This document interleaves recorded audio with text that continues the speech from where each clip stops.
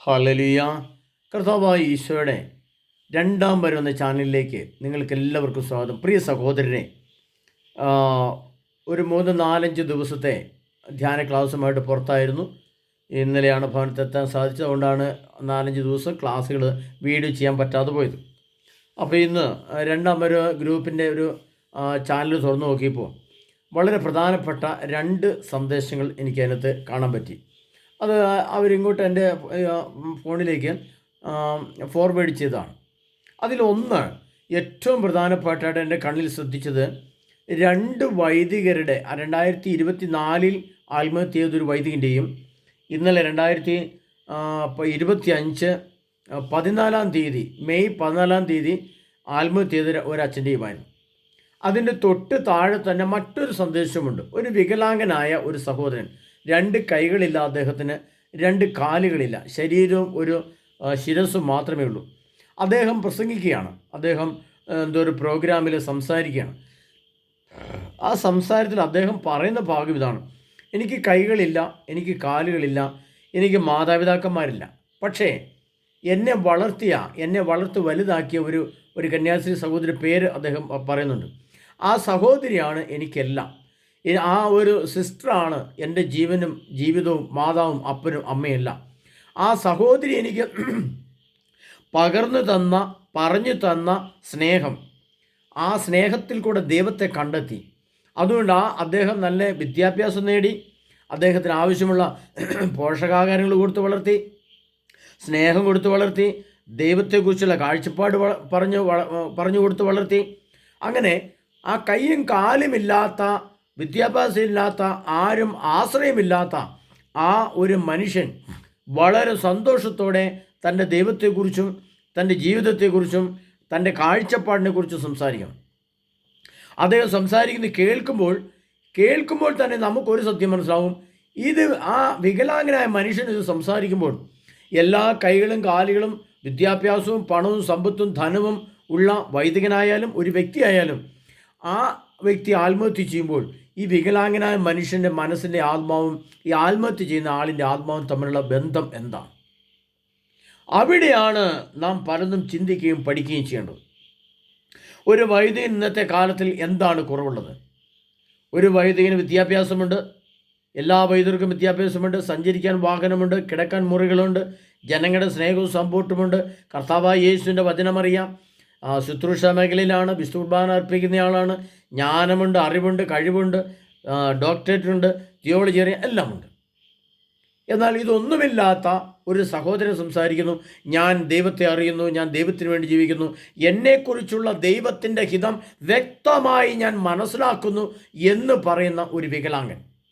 അതും മനുഷ്യ ശരീരത്തിൻ്റെ എല്ലാ അവയവങ്ങളും ഇല്ലാത്ത, ഒരുപാട് നിരാശയും ദുഃഖത്തോടെ 10 വർഷം മുമ്പ്, 100 വർഷം, 20 വർഷം മുമ്പ് ആത്മഹത്യ ചെയ്യേണ്ടതായിരുന്ന ആ മനുഷ്യനായിരുന്നു. പക്ഷേ അദ്ദേഹം സന്തോഷത്തോടെ ജീവിച്ചിരിക്കുന്നു. അദ്ദേഹം ദൈവത്തെ മഹത്വപ്പെടുത്തുന്നു. അദ്ദേഹം തൻ്റെ ജീവിതത്തെക്കുറിച്ച് സംസാരിക്കുന്നു. എന്നെ വളർത്തി വലുതാക്കിയ ആ സഹോദരിയെക്കുറിച്ച് സംസാരിക്കുന്നു. അവരിൽ കൂടെ എനിക്ക് കിട്ടിയ ദൈവസ്നേഹത്തെക്കുറിച്ച് സംസാരിക്കുന്നു. ഞാൻ ഈ ലോകത്തിൽ എന്തിനു ജനിച്ചുവെന്നും എന്നെക്കുറിച്ചുള്ള ദൈവഹിതം എന്താണെന്നും ഞാൻ തിരിച്ചറിയുന്നു എന്ന് പറഞ്ഞുകൊണ്ട് ആ സഹോദരൻ ദൈവത്തെ മഹത്വപ്പെടുത്തുമ്പോൾ ദൈവം കൊടുത്ത എല്ലാ മഹത്വവും അനുഭവിച്ചറിഞ്ഞ വൈദികർ ആത്മഹത്യ ചെയ്യുന്നു. ഇവിടെ എന്താണ് ഇതിൻ്റെ അടിസ്ഥാന പ്രശ്നം? പ്രിയപ്പെട്ട സഹോദരരെ, വിശുദ്ധ ഗ്രന്ഥത്തിൻ്റെ അടിസ്ഥാനത്തിൽ തന്നെ ഇതിൻ്റെ കാരണങ്ങളെ നാം കണ്ടെത്തിയാലേ നാം ഈ വൈദികർ ആത്മഹത്യയുള്ള കാരണം എന്താണ് നമുക്ക് കാണാൻ പറ്റുകയുള്ളൂ. അല്ലാതെ ഒരു മാനുഷിക ഭാഷ അതിൽ അപ്രസക്തമാണ്. ഒരുപക്ഷെ മാനുഷിക ഭാഷയെ പറഞ്ഞാൽ അദ്ദേഹം ആ അച്ഛന് എന്തെങ്കിലും പ്രണയനൈശ്വര്യം ഉണ്ടായിരുന്നായിരിക്കാം, അല്ലെങ്കിൽ അദ്ദേഹത്തെ ആരെങ്കിലും വഞ്ചിച്ചിരിക്കാം, അല്ലെങ്കിൽ അദ്ദേഹത്തിന് നിരാശ വന്നിരിക്കാം. ഇങ്ങനെയൊക്കെ പല കാഴ്ചപ്പാട് പറയും. എന്നാൽ ഇതൊന്നുമല്ല അടിസ്ഥാന കാരണം. ഒരു വൈദികനാകട്ടെ, ഒരു അൽമായനാകട്ടെ, ഒരു സാധാരണക്കാരനാകട്ടെ, ഒരു അക്രൈസ്തവനാകട്ടെ, ആരുമായിക്കൊള്ളട്ടെ, ആ വ്യക്തി ആത്മഹത്യ ചെയ്യാനുണ്ടാകുന്ന അടിസ്ഥാന കാരണം എന്താണെന്ന് ഞാൻ പറഞ്ഞുതരാം. പ്രത്യേകിച്ചും ഒരു വൈദികൻ ആത്മഹത്യ ചെയ്യുക എന്ന് പറഞ്ഞാൽ എന്താണ് അതിൻ്റെ അടിസ്ഥാന കാരണം എന്ന് വിശുദ്ധ ഗ്രന്ഥത്തിൻ്റെ അടിസ്ഥാനത്തിൽ ഞാൻ പറഞ്ഞുതരാം. പ്രിയപ്പെട്ടവരെ, അത് ആമോസ് പ്രവാചകൻ്റെ പുസ്തകം, നിങ്ങളെല്ലാവരും വചനം ശ്രവിക്കുന്ന എല്ലാ മക്കളും ഈ വചനമെടുത്ത് അതിൻ്റെ കാരണം കണ്ടുപിടിക്കണം. ആമോസ് പ്രവാചകൻ്റെ പുസ്തകം 8-ാം അധ്യായം അതിൻ്റെ 10-ാം തിരുവചനം മുതൽ നമ്മൾ വായിക്കണം. ഒരു 3-4 വചനങ്ങൾ ഞാൻ വായിച്ചിട്ട് അതിൻ്റെ മെയിൻ പോയിന്റുകൾ നിങ്ങൾക്ക് പറഞ്ഞുതരാം. സകലരെയും ഞാൻ ചാക്കുടിപ്പിക്കും, എല്ലാ ശിരസ്സും കഷണ്ടിയാക്കും, അത് ഏകജാതനെ പ്രതിയുള്ള വിലാപം പോലെ ആയിരിക്കും. ആ ദിനം അവസാനം വരെ തിക്തമായിരിക്കും. ദൈവമായ കർത്താവ് അരുളിച്ചെന്നു, ദേശത്ത് ഞാൻ ക്ഷാമം അയക്കുന്ന നാളുകൾ വരുന്നു. ഭക്ഷണമോ ദാഹജലമോ ഉള്ള വറുതിയോ അല്ല, കർത്താവിൻ്റെ വചനം ലഭിക്കാത്തതിനുള്ള ക്ഷാമമായിരിക്കും അത്. അന്നവർ കടൽ മുതൽ കടൽ വരെയും വടക്ക് മുതൽ കിഴക്ക് വരെയും അലഞ്ഞു നടക്കും. കർത്താവിൻ്റെ വചനം തേടി അവർ ഉഴരുമെങ്കിലും കണ്ടെത്തുകയില്ല. അന്ന് സുന്ദരികളായ കന്യകമാരും യുവാക്കളും ദാഹം കൊണ്ട് മൂർച്ഛിച്ചു വീഴും. ദാനിൻ്റെ ദൈവമാണേ, ബർഷേബയുടെ മാർഗമാണേ എന്ന് പറഞ്ഞ് സമരിയായിലെ അഷിമ ദേവതയുടെ പേരിൽ സത്യം ചെയ്യുന്നവർ നിലംപതിക്കും. അവരൊരിക്കലും എഴുന്നേൽക്കുകയില്ല. പ്രിയ സഹോദരനെ, ഇതിൻ്റെ വായിച്ചാൽ എൻ്റെ അർത്ഥവും ഈ അച്ഛൻ്റെ ആത്മഹത്യ നമ്മളുടെ ബന്ധം എന്താണെന്ന് പെട്ടെന്ന് ആർക്കും മനസ്സിലായില്ല. ഞാനത് പറഞ്ഞുതരാം. കർത്താവ് പറയുകയാണ്, ദേശത്ത് ക്ഷാമം വഹിക്കുന്ന ആൾ വരുന്നു. ഭക്ഷണത്തിനോ ദാഹജലത്തിനോ ഉള്ള കുറവുകൾ അല്ല.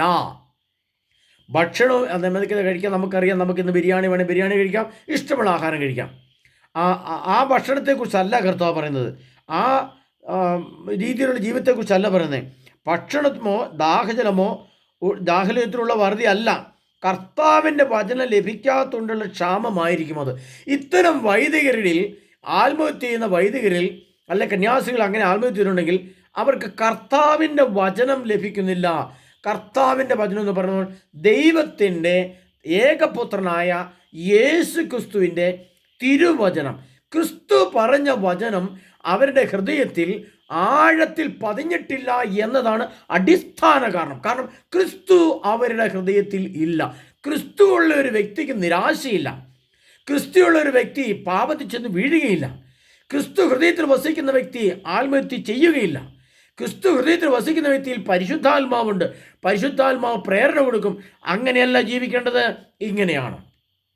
ഇങ്ങനെ ഈ ജീവിക്കുമ്പോൾ ഇത് ഇന്ന കാര്യങ്ങൾ മാറ്റിവെക്കണം, അത് നോക്കരുത്, കാണരുത്, കേൾക്കരുത്, വായിക്കരുത്, തൊടരുത് എന്ന് പരിശുദ്ധാത്മാവ് ഉൾപ്രേരണ കൊടുത്താൽ ആ പരിശുദ്ധാത്മാവിൻ്റെ ചോദനയനുസരിച്ച് ജീവിക്കുമ്പോൾ ഒരു വ്യക്തിക്കും ആത്മഹത്യ ചെയ്യാൻ പറ്റില്ല. പ്രത്യേകിച്ചും കത്തോലിക്ക സഭയിൽ, പ്രത്യേകിച്ചും വൈദികരിൽ. അപ്പോൾ കർത്താവ് പറയാണ്, കർത്താവിൻ്റെ വചനം ലഭിക്കാത്തത് കൊണ്ടുള്ള ക്ഷാമമായിരിക്കും അത്. അന്നവർ കടൽ മുതൽ കടൽ വരെയും വടക്ക് മുതൽ കിഴക്ക് വരെയും അലഞ്ഞു നടക്കും. ഇപ്പം എന്താണ് അവരുടെ ആ അച്ഛനപ്പം നമ്മൾ വിചാരിക്കും ആ അച്ഛന് ദൈവവചനം അറിയത്തില്ലാട്ടാണോ, ബൈബിള് കയ്യിലില്ലേ, പിന്നെ എന്തിനാ അതെടുത്ത് വായിച്ചാൽ പോരായിരുന്നോ? അപ്പോൾ എന്താണ് സംഭവം? പ്രിയപ്പെട്ടവരെ, അവിടെ കർത്താവ് അർത്ഥമാക്കുന്ന ഓരോ വൈദികൻ്റെ ആയാലും ഒരു വ്യക്തിയുടെ ആയാലും ആത്മാവ് അന്വേഷിച്ച് നടക്കുന്നതിനെ കുറിച്ചാണ് കർത്താവ് പറയുന്നത്. അല്ലാതെ ഒരു വ്യക്തി ഓടിപ്പോയി തിരുവചനം എടുത്ത് വായിക്കുന്നതോ അല്ലെങ്കിൽ ദൈവത്തിൻ്റെ സുവിശേഷം എടുത്ത് വായിക്കാൻ അറിയത്തില്ലാത്തതുകൊണ്ടോ ആൾ മരിച്ചു എന്നല്ല എന്നർത്ഥം. ആത്മാവ് ദൈവത്തെ അന്വേഷിച്ച് കണ്ടെത്തിയിട്ടില്ല, കർത്താവിൻ്റെ വചനം തേടി ഉഴറിയിട്ടില്ല, കർത്താവായ ദൈവത്തെ കണ്ടെത്തിയിട്ടില്ല, പരിശുദ്ധാത്മാവിനെ തിരിച്ചറിഞ്ഞിട്ടില്ല. അതുകൊണ്ടാണ് കർത്താവ് പറയുന്നത്, അന്നവർ കടൽ മുതൽ കടൽ വരെയും വടക്ക് മുതൽ കിഴക്ക് വരെ അലഞ്ഞടക്കും. ഏതാണ് കടല്? പ്രിയപ്പെട്ടവരെ, നമ്മുടെ കത്തോലിക്ക സഭ ഒരു കടൽ പോലെയാണ്. 140 കോടി വരുന്ന കത്തോലിക്ക സഭയിലെ ജനങ്ങൾ ഇങ്ങനെ കടൽ പോലെ കിടക്കുകയാണ്. 5.5 ലക്ഷം വരുന്ന വൈദിക സമൂഹം ഇങ്ങനെ കടൽ പോലെ കിടക്കുകയാണ്. അപ്പോൾ ആ കടൽ പോലെ കിടക്കുന്ന ആ വൈദിക സമൂഹത്തിൽ നിന്ന് ഒരു വൈദികൻ എന്താണ് സംഭവിച്ചത്? ആ വൈദികന് കർത്താവിൻ്റെ വചനത്തെ കണ്ടെത്താൻ കഴിഞ്ഞിട്ടില്ല. തൻ്റെ ആത്മാവ് അന്വേഷിച്ച പലതുമുണ്ട്. ഈ ലോകത്തിൻ്റെ ജഡമോഹങ്ങളാവാം, സാമ്പത്തിക മേഖലയാവാം, പ്രണയസംബന്ധമായ ചിന്തകളാവാം, വഴിതെറ്റിയ മനസ്സിൻ്റെ പിടിവിട്ട ചില സന്ദർഭങ്ങളാവാം, അല്ലെങ്കിൽ താൻ കണ്ടുകൊണ്ടും കേട്ടുകൊണ്ടിരുന്ന ചില മീഡിയകളിലെ അസ്വസ്ഥതകളാവാം, അല്ലെങ്കിൽ സാമ്പത്തിക തിരിമറിയുടെ പ്രശ്നം ഏതുമാകട്ടെ, അതല്ല ഇവിടെ പ്രശ്നം. കർത്താവിൻ്റെ വചനം തേടി അവർ ഉഴരുമെങ്കിലും അവർ കണ്ടെത്തിയില്ല. അപ്പോൾ ആത്മാവ് പരിശുദ്ധാത്മാവിനെ തേടി അന്വേഷിച്ച് നടന്നിട്ട് അത് കണ്ടെത്തിയില്ല. അതാണ് ഇവിടെ പറയുന്നത്, കണ്ടെത്തിയിട്ടില്ല. അന്ന് സുന്ദരികളായ കന്യകമാരും യുവാക്കളും ദാഹം കൊണ്ട് മൂർച്ഛിച്ചു വീഴും. എന്താണ് അതിൻ്റെ അർത്ഥമെന്ന് പ്രിയപ്പെട്ടവരെ?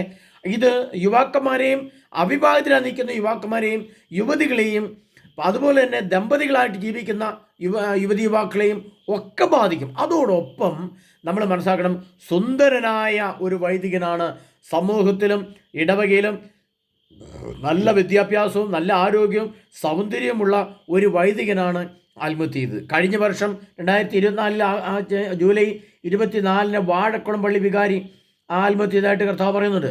വചനം വാർത്ത കേട്ടിട്ടുണ്ട്.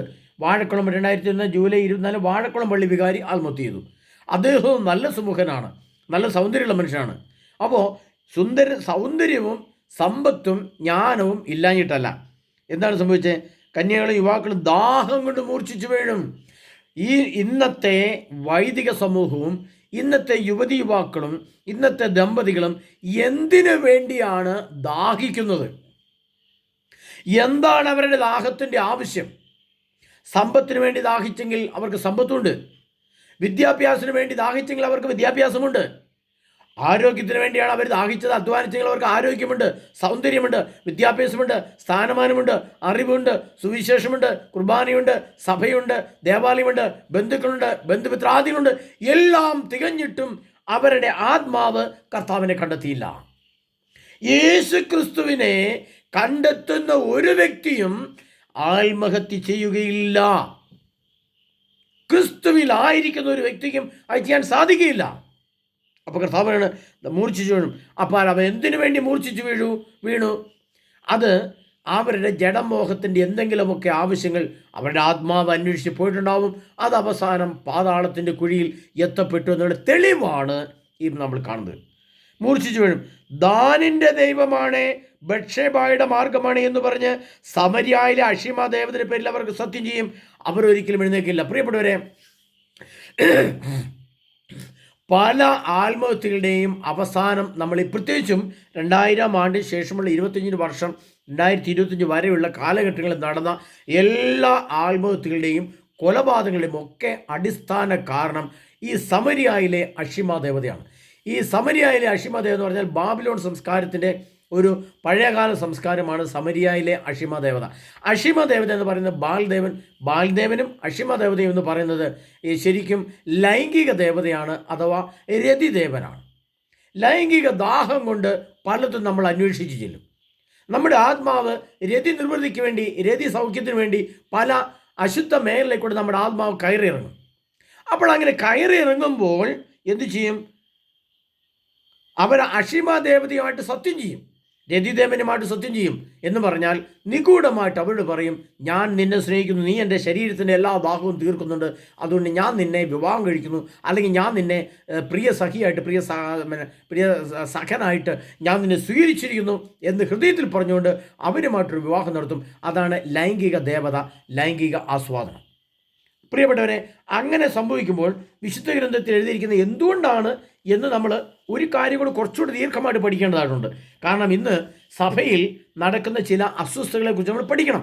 എന്നൊരു വൈദികനായാലും ഒരു വ്യക്തിയായാലും ആത്മഹത്യ ചെയ്യുക അല്ലെങ്കിൽ ഈ ദമ്പതികൾ കൊലപാതകം നടത്തുക എന്ന് പറയുമ്പോൾ അവിടെ സംഭവിക്കുന്ന മറ്റു ചില കാര്യങ്ങൾ മനസ്സിലാക്കണം. അത് വെളിപാടിൻ്റെ പുസ്തകം 18-ാം അധ്യായം അതിൻ്റെ 2-ാം തിരുവചനം മുതൽ വായിക്കണം. അവിടെ ഇങ്ങനെ കാണുന്നു, അവൾ പിശാചുക്കളുടെ വാസസ്ഥലവും എല്ലാ അശുദ്ധാത്മാക്കളുടെയും സങ്കേതവും അശുദ്ധവും ഭീവത്സവുമായ സകല പക്ഷികളുടെയും തവളമായി. എന്നാൽ സകല ജനതകളും അവളുടെ ഭോഗാസക്തിയുടെ മാദകമായി വീഞ്ഞ് പാനം ചെയ്തു. ഭൂമിയിലെ രാജാക്കന്മാർ അവളുമായി വ്യഭിചാരം ചെയ്തു. അവളുടെ സുഖഭോഗ വസ്തുക്കൾ വഴി വ്യാപാരികൾ ധനികരായി. അതിൻ്റെ അർത്ഥം, പ്രിയ സഹോദരങ്ങളെ, ഈ അശുദ്ധവും ഭീവത്സവുമായ സകല പക്ഷികളുടെയും താവളമായി എന്ന് പറയുമ്പോൾ വ്യഭിചാരമോ ബ്ലൂ ഫിലിമോ ബ്ലാക്ക് മാസോ അല്ലെങ്കിൽ അതുപോലുള്ള ഏതെങ്കിലും ഇനി അതിൻ്റെ അതിൻ്റെ അത് സംബന്ധമായ മോഷണങ്ങളോ അത് സംബന്ധമായി പിടിക്കുകയോ എന്തെങ്കിലും ചെയ്താൽ കർത്താവാണ് അശുദ്ധവും ഭീവത്സമായ ഏതെങ്കിലും ഒരു പക്ഷി, ഒരു ദുരാത്മാവ് ആ വ്യക്തിയുടെ ഹൃദയത്തിലേക്ക് കയറി വരും. അത് നമുക്കറിയാം. കഴിഞ്ഞ 2-3 വർഷം മുമ്പ് നമുക്കറിയാം കണ്ണൂർ ജില്ലയിലെ ഒരച്ഛൻ എലിവിഷം തിന്ന് മരിച്ചു എന്ന് പറഞ്ഞൊരു വാർത്ത നമ്മൾ കേട്ടു. അതിനെക്കുറിച്ച് വാർത്തയിൽ പറയുന്നത് കേട്ടത് അത് ഏതൊക്കെയോ ഒരു സ്ത്രീയുമായിട്ടുള്ള ബന്ധത്തിൻ്റെ അവസാനം അത് ജനങ്ങൾ അറിയുമല്ലോ എന്നോർത്ത് പേടിച്ചിട്ട് ആത്മഹത്യ ചെയ്യുന്നതാണ് വാർത്തയിൽ കേൾക്കുന്നത്. അപ്പോൾ അതിൻ്റെയും അർത്ഥം എന്താണ്? ഇവിടെ അഷിമ ദേവതയുമായിട്ടും ലൈംഗിക ദേവതയുമായിട്ട് രതിദേവനുമായിട്ട് അവരുടെ ആത്മാവ്, അത് വൈദികനായിട്ട് ആരുമായിക്കോട്ടെ, ആത്മാവ്, എൻ്റെ സ്വന്തം ആത്മാവ് ഈ രതിദേവനുമായിട്ട് ഐക്യപ്പെട്ടാൽ, വിവാഹം കഴിച്ചാൽ എന്തു സംഭവിക്കും? അശുദ്ധമായ ഏതെങ്കിലും ദുരാത്മാക്കളുടെ പക്ഷി നമ്മുടെ ഹൃദയത്തിലേക്ക് കടന്നു വരും. അതായത് ഒരു മനുഷ്യൻ്റെ ഹൃദയം, പ്രത്യേകിച്ചും കത്തോലിക്ക സഭയിൽ വൈദികനോ കന്യാസ്ത്രീയോ അൽമാനോ ആരുമായിക്കൊള്ളട്ടെ, മെത്രാനോ മാർപ്പാപ്പ ആരുമായിക്കൊള്ളട്ടെ, അവരുടെ ആ ഹൃദയത്തിൽ ഉണ്ടാകേണ്ടത് പ്രാവിൻ്റെ രൂപമുള്ള പരിശുദ്ധാത്മാവിൻ്റെ പക്ഷിയാണ്. പ്രാവിൻ്റെ രൂപമുള്ള പക്ഷിയായ ആ ആത്മാവാണ് ഒരു വ്യക്തിയുടെ ഹൃദയത്തിൽ വേണ്ടത്. എന്നാൽ ഇത്തരം മ്ലേച്ഛമായ രീതിയിൽ സഞ്ചരിക്കുന്ന ഏതൊരു വ്യക്തിയും, അത് ഇന്ന വ്യക്തിയെന്നില്ല, വൈദികനെന്നില്ല, ആരുമില്ല, അവരുടെ ഹൃദയത്തിൽ അശുദ്ധവും ഭീമത്സവുമായ സകല പക്ഷികളെയും താവളമാവും. ആ അശുദ്ധമായ പക്ഷി ഏതാണെന്ന് വിശുദ്ധ ഗ്രന്ഥത്തിൽ മത്തായിയുടെ സുവിശേഷത്തിൽ എഴുതി വെച്ചിട്ടുണ്ട്. അതായത് അന്നറിയാം, യുഗാന്ത്യത്തിലേക്ക് വരുമ്പോൾ നമുക്ക് പ്രത്യേകിച്ച് മനസ്സിലാക്കണം, യേശുക്രിസ്തുവിൻ്റെ രണ്ടാമത്തെ വരവ് ഒരുങ്ങി നിൽക്കുന്ന ഈ കാലഘട്ടമാണ്. ഈ കാലഘട്ടത്തിൽ നമ്മൾ മനസ്സിലാക്കേണ്ട ഒരു സത്യം എന്ന് പറയുന്നത്, മത്തായിയുടെ സുവിശേഷത്തിൽ ഈശോ പറയുന്നുണ്ട്, അന്ന് രാത്രി ഒരു കട്ടി രണ്ടുപേരുണ്ടായിരിക്കും, ഒരാൾ എടുക്കപ്പെടും, മറ്റയാൾ അവശേഷിക്കും. ഒരു തിരികളിൽ രണ്ട് സ്ത്രീകൾ ഒരുമിച്ച് ധ്യാനം പിടിച്ചുകൊണ്ടിരിക്കും, ഒരാൾ എടുക്കപ്പെടും, മറ്റയാൾ അവശേഷിക്കും. അപ്പോൾ ശിഷ്യന്മാർ ചോദിച്ചു, കർത്താവേ, അവരെങ്ങോട്ടാണ് എടുക്കപ്പെടുന്നത്? ഒരാൾ അവശേഷിക്കുന്നത്, എങ്ങോട്ടാണ് അവശേഷിക്കുന്നത്? അവരെങ്ങോട്ടാണ് കൊണ്ടുപോകുന്നത് ചോദിച്ചു. ശവം എവിടെയോ അവിടെ കഴുകന്മാർ വന്നുകൂടും. അപ്പോൾ അശുദ്ധവും ഭീവത്സവുമായ സകല പക്ഷികളുമുള്ള ഏതെങ്കിലും ഒരു പക്ഷി എൻ്റെ ഹൃദയത്തിലുണ്ടെങ്കിൽ സ്വാഭാവികമായും എന്തു സംഭവിക്കും? ആ ശരീരം, ഇപ്പം ഞാൻ തന്നെ ഏതെങ്കിലും ഭീവത്സമായ പക്ഷിയുടെ പരിശുദ്ധാത്മാവിൻ്റെ പ്രാവിൻ്റെ രൂപമല്ലാതെയുള്ള ഏതെങ്കിലും ആത്മാവ് എൻ്റെ ശരീരത്തിലുണ്ടെങ്കിൽ എൻ്റെ ശരീരം ശവമാണ്, ചത്ത ശരീരമാണ് എൻ്റെ ശരീരം. അങ്ങനെ ചത്ത ശരീരമുള്ള എൻ്റെ ശരീരം ആർക്ക് വേണം? കഴുകന് വേണം. അപ്പോൾ കഴുകൻ്റെ ആത്മാവ് പറയും, നീ പോയി ആത്മഹത്യ ചെയ്യും, എനിക്ക് നിൻ്റെ ശരീരം തിന്നാൻ സമയമായി. നിങ്ങൾ കേൾക്കുന്നുണ്ടോ പ്രിയ സഹോദരങ്ങളെ? ഇത് കേൾക്കണം, ഇത് കേട്ടേ പറ്റൂ. ഈ സന്ദേശമൊന്നും നിങ്ങൾക്ക് ഓരോന്നും കിട്ടില്ല. കാരണം ഇതുപോലെ ദൈവം നിഗൂഢമാക്കി വെച്ചിരിക്കുന്ന വചനങ്ങളെ ഗ്രഹിച്ചാലേ നമ്മുടെ ആത്മാവ് പരിശുദ്ധാത്മാവിൽ വ്യാപരിക്കുകയുള്ളൂ. നമ്മൾ ഈ ലോകത്തെ ജഡമോഹത്തിൻ്റെ പിന്നാലെ നമ്മുടെ കണ്ണുകൾ അന്ധമായി പോയാൽ, എൻ്റെ ശരീരം അശുദ്ധമായി മ്ലേച്ഛമായ എന്തെങ്കിലും പരിപാടിക്ക് അടിമപ്പെട്ടു പോയാൽ, ഈ അശുദ്ധവും ഭീവത്സമായ ഏതെങ്കിലും, പ്രത്യേകിച്ചും കഴുകൻ്റെ ആത്മാവ് എൻ്റെ ശരീരത്തിൽ, പ്രാവിൻ്റെ ആത്മാവിനെ തള്ളി മാറ്റി കഴുകൻ്റെ ആത്മാവ് എൻ്റെ ശരീരത്തിൽ കയറിയാൽ, കഴുകൻ്റെ ആത്മാവിനോട് പറയും, നീ ആത്മഹത്യ, എനിക്കിതിൻ്റെ ശരീരം തിന്നാൻ സമയമായി. അങ്ങനെ വരുമ്പോഴാണ് എന്ത് സംഭവിക്കുക? ഇത്തരം വ്യക്തികൾ ആത്മഹത്യ ചെയ്യുന്നത്. അപ്പോൾ ഏതെങ്കിലും മ്ലേച്ഛമായ, മോശമായ, കണ്ണിന് കാണാൻ പാടില്ലാത്ത സർവശക്തനായ ദൈവത്തിൻ്റെ പ്രമാണം ലംഘിച്ച് ഏതെങ്കിലും അശുദ്ധ പാപം ചെയ്താൽ, തിന്മ ചെയ്താൽ, അതിൽ നിന്നൊരു ദുരാത്മാവ് ആ വ്യക്തിയിലേക്ക് കയറും. അങ്ങനെ കയറുമ്പോൾ എന്തു സംഭവിക്കും? ആ വ്യക്തി ആത്മഹത്യ ചെയ്യും. എന്നാൽ എന്തുകൊണ്ടാണ് ഇപ്പം എനിക്ക് മുമ്പേ അയച്ചു തന്ന ആ വീഡിയോയിൽ കാണുന്നത് ഒരു അംഗവിഹീനനായ ഒരു മനുഷ്യൻ, ഒരു ചെറുപ്പക്കാരൻ, മിടുക്കനായ ചെറുപ്പക്കാരൻ, അവൻ്റെ കൈയില്ല, കാലില്ല, അവൻ്റെ ശരീരം ഇങ്ങനെ തല മാത്രമേ ചലിക്കുകയുള്ളൂ, പക്ഷെ അവൻ ദൈവത്തെക്കുറിച്ച് പ്രഘോഷിക്കുന്നു. അവൻ്റെ ആത്മാവ് ഈ ജന്മം, ഈ കൈയും കാലുമില്ലെങ്കിലും എനിക്ക് ജന്മം തന്ന എൻ്റെ ദൈവം എന്നെ അറിയുന്നുണ്ട്. ദൈവം അറിയാതെ ഒന്നും സംഭവിക്കുന്നില്ല. എൻ്റെ ദൈവം എന്നെ സ്നേഹിക്കുന്നുകൊണ്ടാണ് ഈ ഭൂമിയിലേക്ക് വരാൻ എന്നെ അനുവദിച്ചത്.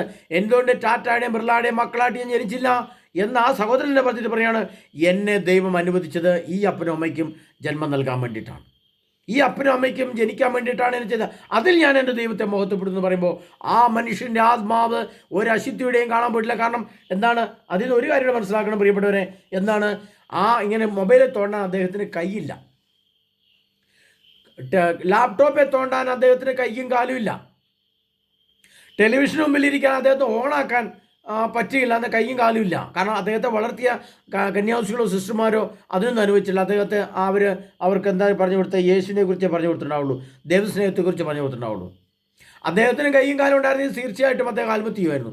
ഈ പറഞ്ഞ ആ വികലാംഗനായ മനുഷ്യനെ എനിക്കിട്ട് തന്ന ആ സഹോദരന്മാരൊരു പടം ഫോർവേഡ് ചെയ്യുന്നപ്പോൾ അദ്ദേഹത്തിന് കൈയുണ്ടായിരുന്നെങ്കിൽ, കാലില്ലെങ്കിലും കൈയുണ്ടായിരുന്നെങ്കിൽ അദ്ദേഹം ഒരു മൊബൈൽ ഫോൺ സ്വന്തമാക്കുകയും അദ്ദേഹത്തിൻ്റെ ആത്മാവ് അശുദ്ധവും ഭീവത്സമായ സകല പക്ഷി അഷിമ ദേവതയും സമരിയായിലെ രതിദേവനുമായിട്ട് സമ്പർക്കപ്പെടുകയും ഇദ്ദേഹവും ആത്മഹത്യ ചെയ്തില്ല. കാരണം അദ്ദേഹം നോക്കുമ്പോൾ ഇതെല്ലാം ഉണ്ട്, പക്ഷേ എനിക്ക് കാലില്ല, കാലുണ്ടായിരുന്നു എനിക്കൊരു വിവാഹം കഴിക്കായിരുന്നു, പിന്നെ എന്തിനീ നശിച്ച ജീവിതം? ഇത് കണ്ടില്ല, ഇതിനകത്ത് അഷിമ ദേവത രതിദേവന്മാർ സുഖിക്കുന്നു, രസിക്കുന്നു, ആനന്ദം കൊണ്ട് മൂർച്ഛിച്ചു വീഴുന്നു, എനിക്കൊരു മൂർച്ചയുമില്ലല്ലോ, ഒരു രതിമൂർച്ചയും എനിക്കില്ലല്ലോ എന്നോർത്ത് എന്ത് ചെയ്യും? അദ്ദേഹം ആത്മഹത്യ ചെയ്തു. പക്ഷേ ഇവിടെ എന്താ സംഭവിച്ചത് പ്രിയപ്പെട്ടവരെ? നമ്മൾ മനസ്സിലാക്കേണ്ട സത്യം എന്താണ്? നമ്മുടെ ആത്മാവ് ഏത് ആത്മാവിലാണ് വ്യാപരിക്കുന്നതിൻ്റെ അടിസ്ഥാനത്തിലാണ് നമ്മുടെ ആത്മാവിൻ്റെ രക്ഷ. അതുകൊണ്ട് ഇത് ഒരു കാര്യം കൂടെ പറഞ്ഞ് നിങ്ങളെ ബോധ്യപ്പെടുത്താൻ ആഗ്രഹിക്കുകയാണ്.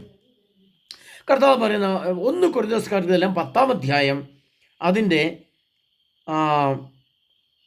11-ാം തിരുവചനം നിങ്ങളെടുത്ത് വായിക്കണം. അവിടെ ഇങ്ങനെ എഴുതപ്പെട്ടിരിക്കുകയാണ്, ഇതെല്ലാം അവർക്കൊരു താക്കീതായിട്ടാണ് സംഭവിച്ചത്, നമുക്കൊരു പാഠമാകേണ്ടതിന് ഇവയെല്ലാം എഴുതപ്പെട്ടിരിക്കുന്നു. 1 കൊരിന്ത്യർക്കെഴുതിയ ലേഖനം 10-ാം അധ്യായം അതിൻ്റെ 11-ാം തിരുവചനത്തിൽ ഇങ്ങനെ എഴുതിയിരിക്കുന്നു. എങ്ങനെ എഴുതിയിരിക്കുന്നത്? ഇതെല്ലാം അവർക്കൊരു താക്കീതായിട്ടാണ് നൽകിയിരിക്കുന്നത്, സംഭവിച്ചത്, നമുക്കതൊരു പാഠമാകേണ്ടതിന് എഴുതപ്പെട്ടിരിക്കുന്നു. ആർക്കാണ്? അവർക്ക് ഇതൊരു താക്കീത്. ആർക്കാണ്? ഇസ്രായേൽ ജനത്തിന് ഒരു താക്കീതായിട്ടാണ്. അരുത്, ചെയ്യരുത്, നോക്കരുത്, കാണരുത്, ഉപയോഗിക്കരുത്, അങ്ങോട്ട് നോക്കരുത്, പോകരുതെന്ന് പറഞ്ഞുകൊണ്ട് പ്രമാണങ്ങളിൽ കൂടിയും മറ്റ് പ്രവാചകന്മാരിൽ കൂടി സന്ദേശവും പ്രമാണങ്ങളും കൊടുത്തപ്പോൾ കർത്താവ് നിങ്ങൾക്ക് താക്കീതായിട്ട് കർത്താവ് ചെയ്യരുതെന്ന് പറഞ്ഞു, നോക്കരുത്, കാണരുതെന്ന് പറഞ്ഞു. എന്നാൽ കർത്താവ് നമ്മൾ പറയുന്നത് നിങ്ങൾക്കിതൊരു പാഠമാകേണ്ടി എഴുതപ്പെട്ടിരിക്കുന്നു. നമ്മുടെ കത്തോലിക്ക സഭയ്ക്ക് ഇത് പാഠമാകേണ്ടതിന്, ക്രിസ്ത്യാനികൾക്ക് ഇത് പാഠമാകേണ്ടതിന്, ദമ്പതികൾക്ക് ഇത് പാഠമാകേണ്ടതിന്, യുവതി യുവാക്കൾക്ക് ഇത് പാഠമാകേണ്ടതിന് ഇത് എഴുതപ്പെട്ടിരിക്കുന്നു. എന്തുകൊണ്ടാണ് ആത്മഹത്യ എന്നുള്ളതിൻ്റെ കാരണം ഇപ്പം നിങ്ങൾക്ക് മനസ്സിലാക്കി കാണും. ഇതിൽ കൂടുതൽ വ്യക്തമായിട്ട് ഇതിൻ്റെ കാരണം പറയാൻ പറ്റില്ല. ഇനി ബൈബിളിൽ ഇതിനേക്കാളും വലിയൊരു കാരണം എഴുതപ്പെട്ടിട്ടില്ല, ഒരു കാരണം എഴുതപ്പെട്ടില്ല. വിശുദ്ധ ഗ്രന്ഥത്തിൽ ഇതിൻ്റെ നിഗൂഢ രഹസ്യങ്ങൾ ഒരു വ്യക്തി എന്തുകൊണ്ട് ആത്മഹത്യ ചെയ്തു. പക്ഷേ ക്രിസ്ത്യാനികളാണ്, ഒരു ക്രിസ്ത്യാനികൾക്ക് കത്തോലിക്ക സഭയിൽ പുറത്തുള്ള ഒരു ആത്മഹത്യ ചെയ്തോ ചെയ്താൽ നമുക്ക് നോക്കേണ്ട ആവശ്യമില്ല. കത്തോലിക്ക സഭയിൽ ഉള്ള ആരാത്മഹത്യ ചെയ്താലും ഇതൊക്കെ തന്നെയാണ് ഈ കാലഘട്ടത്തിൽ. ഒരു 50-100 വർഷം മുമ്പ് ആത്മഹത്യ എന്ന് പറഞ്ഞാൽ തീരെയില്ലായിരുന്നു. നമുക്കറിയാം, ഒരു 100-150 വർഷം മുമ്പ് അന്നത്തെ, കാരണം ഇന്നിപ്പോൾ 103 വയസ്സുള്ള മാതാപിതാക്കന്മാർ ജീവിച്ചിരിപ്പുണ്ട്. 103, 107, 97, 94, 93 വയസ്സുള്ള മാതാപിതാക്കന്മാർ ഇന്ന് ജീവിച്ചിരിക്കുന്നവരെ എനിക്കറിയാം. അവരുടെ കണ്ണ് കാണാൻ, ചെവി കേൾക്കാൻ എഴുന്നേറ്റ് നടക്കുന്നുണ്ട്. കിടപ്പിരോഗികളായിട്ടുള്ള മാതാപിതാക്കന്മാരുണ്ട്, അവരുണ്ട്. അവർ ചോദിച്ചാൽ അവർ പറയും ആ കാലഘട്ടത്തിൽ ആരെങ്കിലും ആത്മഹത്യ ചെയ്തിട്ടുണ്ട് കേട്ടിരുന്നോ? എൻ്റെ ഇപ്പോൾ ഇല്ലെന്നേ അവർ പറയുള്ളൂ. എന്തുകൊണ്ടാണ് 2025 ഇത്രമാത്രം ആത്മഹത്യ നടക്കുന്നത്, ഇത്രമാത്രം കൊലപാതകം, വെട്ടുമുത്തും, അതുപോലെ അസ്വസ്ഥകളും, ഭാര്യയെ ഉപേക്ഷിച്ച് ഭർത്താവ് ഉപേക്ഷിച്ച് ഭാര്യ, ലിവിൻ ടുതറുകൾ? എന്തുകൊണ്ടാണ്? അതാണ് പറഞ്ഞ വെളിപാട് 18:3, അശുദ്ധവും ബീവത്സമായ സകല പക്ഷികളും നമ്മുടെ ഹൃദയത്തിൽ കയറി താളം പിടിച്ചപ്പോൾ പരിശുദ്ധാത്മാവിൻ്റെ പ്രാവ് ഇറങ്ങി പറന്നു പോയി, സഭയിൽ നിന്ന് പോയി, വൈദ്യരിൽ നിന്ന് പോയി, കുടുംബജീവിതത്തിൽ നിന്ന് പോയി. അതിൻ്റെ പരിണിത ഫലമാണ് ഈ ആത്മഹത്യകളും, ഈ കുടുംബ പ്രശ്നങ്ങളും, സഭാ പ്രശ്നങ്ങളും. ഒരു വ്യക്തിയുടെ ആത്മഹത്യ മാത്രമല്ല, ഒരു അച്ഛൻ്റെ ആത്മഹത്യ മാത്രമല്ല, ഒരു ദമ്പതിയുടെ ആത്മഹത്യ മാത്രമല്ല, സഭയിൽ ഇതെല്ലാം പരമസത്യമാണ്. കത്തോലിക്ക സഭയിൽ നിന്നും പരിശുദ്ധാത്മാവ് പറന്നിറങ്ങിപ്പോയപ്പോൾ, നഷ്ടപ്പെട്ടു പോയപ്പോൾ എന്തു സംഭവിച്ചു? ഇതുപോലെ സംഭവിച്ചു. ഇനിയും ഇതുപോലെ സംഭവിക്കും. ഇതൊന്നും തീർന്നിട്ടില്ല പ്രിയപ്പെട്ടവരെ. കൃപായുഗം കഴിഞ്ഞു, മരണയുഗത്തിലേക്ക് കയറി. കലിയുഗം, ഹൈന്ദവ ഭാഷ പറഞ്ഞാൽ കലിയുഗം, നമ്മുടെ കത്തോലിക്ക സഭയുടെ ഭാഷയിൽ പറഞ്ഞാൽ എന്താ? യുഗാന്ത്യം. യുഗാന്ത്യത്തിൻ്റെ കാലഘട്ടമാണിത്. ഇവിടെ പിശാചി എത്രമാത്രം തന്ത്രപരമായിട്ടാണ് ഓരോ വ്യക്തിയെയും നശിപ്പിക്കുന്നത് മനസ്സിലാക്കാൻ എല്ലാ ദിവസവും നിങ്ങളോട് പറഞ്ഞു കഴിഞ്ഞു. അതല്ല പ്രിയ സഹോദരങ്ങളെ, ഇതിൽ കൂടെ എനിക്കൊന്നും നിങ്ങളോട് പറയാനില്ല. ആ അംഗവിഹീനനായ ആ മനുഷ്യൻ ദൈവത്തെ പ്രഘോഷിക്കുന്നത് കേൾക്കുമ്പോൾ നമുക്ക് ലജ്ജ തോന്നുകയാണ്. കാരണം നമുക്ക് കൈയും കാലും, കണ്ണും മൂക്കും നാക്കും ചെവിയും, ആയുസ്സും ആരോഗ്യവും വിദ്യാഭ്യാസവും, സഞ്ചരിക്കുന്ന വാഹനവും, ഭാര്യ ഭർത്താക്കന്മാരും കുടുംബവും എല്ലാം തന്നിട്ടും കത്തോലിക്ക സഭയിലെ ക്രിസ്ത്യാനികൾ, ദമ്പതികൾ ഭാര്യ ഉപേക്ഷിക്കുന്നു, ഭർത്താവിനെ ഉപേക്ഷിക്കുന്നു, വൈദികർ ആത്മഹത്യ ചെയ്യുന്നു, സഭ വിട്ട് കുറേ ജനങ്ങൾ ഇറങ്ങിപ്പോകുന്നു. എവിടെയാണ് നമ്മുടെ ക്രിസ്തു വിശ്വാസം? എവിടെയാണ് അവിടെ? അതുകൊണ്ട് കർത്താവ് പറഞ്ഞേ, ദൈവകർത്താവ് വിളിച്ചിരുന്നു, അന്ന് ഞാൻ ദേശത്ത് ക്ഷാമയ്ക്ക് നാൾ വരുന്നു, ഭക്ഷണമോ ദാഹിത്യത്തിനോ ഉള്ള വെറുതെയല്ല, കർത്താവിൻ്റെ വചനം ലഭിക്കാത്തതുകൊണ്ടുള്ള ആ പ്രശ്നമാണ്. അപ്പോൾ നമ്മൾ ഇന്ത്യക്കും കേരള സഭയിൽ ധ്യാനം നടക്കുന്നില്ലേ? കേരളത്തിൽ എന്തോരം ധ്യാനം നടക്കുന്നുണ്ട്, എന്തുമാത്രം ധ്യാനങ്ങൾ, ആന്തരിക ധ്യാനങ്ങൾ അങ്ങ് തുടങ്ങി കുറേ ധ്യാനങ്ങൾ കേരളത്തിൽ നടക്കുന്നുണ്ടല്ലോ. പിന്നെ കർത്താവിന് വചനം കിട്ടാത്തതുകൊണ്ടാണോ ഇത്? അല്ല, ദൈവത്തിൻ്റെ ആത്മാവും എൻ്റെ ആത്മാവ്, അതായത് നമ്മുടെ സഭയിലെ ക്രിസ്ത്യാനിയുടെ ആത്മാവും ദൈവത്തിൻ്റെ ആത്മാവും നമ്മുടെ ആത്മാവും തമ്മിലൊരു ബന്ധം വേണം. വിശുദ്ധിയാണ് ഇതിൻ്റെ അടിസ്ഥാനം. പരിശുദ്ധിയിലേക്ക് കടന്നു പോകണം. മീഡിയയിൽ കൂടെ കണ്ണുകൾ ഉടക്കി രാത്രി സമയത്ത് നമ്മുടെ കണ്ണുകൾ അശുദ്ധിയിലേക്ക് ഉടക്കപ്പെട്ടാൽ അവിടെ ദുരാത്മാവ് കയറി വരും. ആ ദുരാത്മാവിൻ്റെ നമ്മുടെ ഭരണം ആ ദുരാത്മാവ് ഏറ്റെടുക്കും. ആ ദുരാത്മാവ് സാത്താൻ്റെ ആത്മാവാണ്. സാത്താൻ്റെ ആത്മാവ് പറയും, നീ ജീവിച്ചിരിക്കാൻ പാടില്ല, നീ മരിച്ചേ പറ്റൂ, നീ മരിച്ചിട്ട് വേണം എനിക്ക് ഇതിൻ്റെ ശരീരം കുത്തിപ്പറിച്ച് തിന്നാൻ. അവൻ കൊണ്ടേ ആത്മഹത്യ ചെയ്യും. അതാണ് ഇത് സംഭവം. പ്രിയപ്പെട്ടവരെ, കർത്താവായ യേശു ക്രിസ്തുവിൻ്റെ 2ാം വരവിനായി നമുക്ക് ഒരുങ്ങുന്ന കാലഘട്ടത്തിൽ യേശു ക്രിസ്തുവിൻ്റെ തിരുവചനത്തിലേക്ക് നാം ഇതുവരെയും എത്തപ്പെട്ടിട്ടില്ല. സർവശക്തനായ യേശു ക്രിസ്തുവിൻ്റെ പരിശുദ്ധാത്മാവുമായി നമ്മുടെ ആത്മാവ് ഒരു സംസർഗത്തിൽ വന്നിട്ടില്ല. അതിപ്പോൾ നമുക്കറിയാം. അതിൻ്റെ കാരണം ഞാൻ പറയേണ്ട കാര്യമില്ല, കാരണം പറഞ്ഞു കഴിഞ്ഞു. അപ്പോൾ ഇനിയെങ്കിലും പ്രിയ സഹോദരങ്ങളെ, പരിശുദ്ധാത്മാവ് ആരാണെന്ന് നാം അന്വേഷിക്കുകയോ കണ്ടെത്തുകയോ ചെയ്യണം. പ്രത്യേകിച്ചും നമ്മുടെ കത്തോലിക്ക സഭയിലെ വൈദികരോടും നമ്മുടെ സുവിശേഷ പ്രഘോഷകരോടും ധ്യാനങ്ങളിലുള്ളവരോടും ചോദിക്കുക, എന്താണ് ഈ പരിശുദ്ധാത്മാവ് എന്ന് ചോദിക്കുക. അവർക്ക് പറഞ്ഞു തരാൻ അറിയാമെങ്കിൽ പറഞ്ഞു തരട്ടെ, ഇല്ലെങ്കിൽ പറഞ്ഞു തരാൻ ഞാൻ പറഞ്ഞുതരാം എന്താണ് പരിശുദ്ധാത്മാവെന്ന്. അതിൻ്റെ ഡെഫിനിഷൻ പലപ്പോഴായിട്ട് ഞാൻ പറഞ്ഞിട്ടുണ്ട്, എങ്കിലും നിങ്ങളുടെ ഓർമ്മയ്ക്കായിട്ട് ഞാൻ ഒന്ന് പറയും. മറ്റൊരു ആത്മാവും ഇല്ലാത്ത ആത്മാവാണ് പരിശുദ്ധാത്മാവ്. ആ ഒരു ഘടന മാത്രമേ നിങ്ങളെ പറഞ്ഞുള്ളൂ. അത് നിങ്ങളുടെ രീതിയിൽ അർത്ഥം കണ്ടെത്തിക്കൊള്ളുക, മനസ്സിലാക്കിക്കൊള്ളുക. ഇനി അതിന് സംശയം ചോദിച്ചാൽ വേണമെങ്കിൽ പിന്നീട് പറഞ്ഞുതരാം. അത്ര മാത്രമേ ഞാൻ പറഞ്ഞുള്ളൂ. കാരണം നമുക്ക് പരിശുദ്ധാത്മാവിനെ കണ്ടെത്തിയേ പറ്റൂ. പരിശുദ്ധാത്മാവ് നിത്യജീവനിലേക്ക് നിർഗളിക്കുന്ന അരുവിയാണ്. സർവശക്തനായ ദൈവത്തിൻ്റെ യേശുക്രിസ്തുവിൻ്റെ തിരുവചനം സ്വർഗത്തിൽ നിന്ന് ഒരു നീർച്ചാല് പോലെ ഒഴുകി ഒഴുകി ഒഴുകി വന്ന് എൻ്റെ ആത്മാവിലും മനസ്സിലും ശരീരത്തിലും നിത്യജീവനായി, സന്തോഷമായി, ആനന്ദമായി, ആത്മാവായി, ജ്ഞാനമായി, വിവേകമായി എൻ്റെ ഹൃദയത്തിലും മനസ്സിലും കടന്നു വരുമ്പോൾ എന്നെ നയിക്കുന്നത് പരിശുദ്ധാത്മാവാണ്. നിത്യജീവനിലേക്ക് നയിക്കുന്ന തിരുവചനത്തിലൂടെ കടന്ന് ഞാൻ യേശുവിൻ്റെ അടുത്തെത്തിച്ചേരും. എൻ്റെ ആത്മാവ് അങ്ങോട്ടാണ് പോകുന്നത്. മറ്റേ പാതാളത്തിലേക്ക് പോകുന്ന ചാനലുകളിലേക്കോ ആ പാതാളത്തിലേക്ക് പോകുന്ന ചാലുകളിലോ നമ്മൾ എത്തപ്പെടുകയില്ല. എൻ്റെ ആത്മാവ് എന്നെ നയിക്കുന്നത് യേശു ക്രിസ്തുവിൻ്റെ നിത്യജീവനിലേക്കാണ്, യേശുവിൻ്റെ വചനത്തിലേക്കാണ്. ആ വചനത്തിൽ കൂടെ കടന്ന് നിത്യജീവനിലേക്ക് പ്രവേശിക്കാൻ തക്കവിധം എൻ്റെ ആത്മാവ് ഒരുക്കമുള്ളതായി മാറും. അതിനെ പ്രിയ സഹോദരങ്ങളെ, പരിശുദ്ധാത്മാവ് നമ്മളെ ഒരു അഗ്നികുണ്ഡമാക്കി മാറ്റട്ടെ. ദൈവത്തിൻ്റെ പരിശുദ്ധാത്മാവ് എൻ്റെ ഹൃദയത്തിലേക്ക് കടന്നു വരുമ്പോൾ എൻ്റെ ഹൃദയത്തിലുള്ള അശുദ്ധി മുഴുവൻ കത്തിച്ചാമ്പലായി പോട്ടെ. ദൈവത്തിൻ്റെ പരിശുദ്ധാത്മാവ് എൻ്റെ ജ്ഞാനവും വിവേകവും വർദ്ധിപ്പിക്കുമാറാകട്ടെ. ദൈവത്തിൻ്റെ പരിശുദ്ധാത്മാവ് എന്നെ നയിക്കുമാറാകട്ടെ. കർത്താവായ യേശു ക്രിസ്തു തിരുവചനം എന്നെ ജീവനിലേക്ക് നയിക്കുന്ന അരുവിയാക്കി മാറ്റട്ടെ. കർത്താവിൻ്റെ പരിശുദ്ധാത്മാവ് എന്നെ വിശുദ്ധീകരിക്കട്ടെ. കർത്താവിൻ്റെ പരിശുദ്ധാത്മാവ് എന്നെ ബുദ്ധിയും ജ്ഞാനമുള്ളവനാക്കി അതിൽ ആനന്ദം കണ്ടെത്തുന്ന വിശുദ്ധിയുടെ തലങ്ങളിൽ എന്നെ ഉയർത്തുമാറാകട്ടെ. അതിനെ പ്രിയ സുഹൃത്തുക്കളെ, കർത്താവായ യേശു ക്രിസ്തു എല്ലാവരും സമർത്ഥമായി അനുഗ്രഹിക്കട്ടെ. ആമേൻ.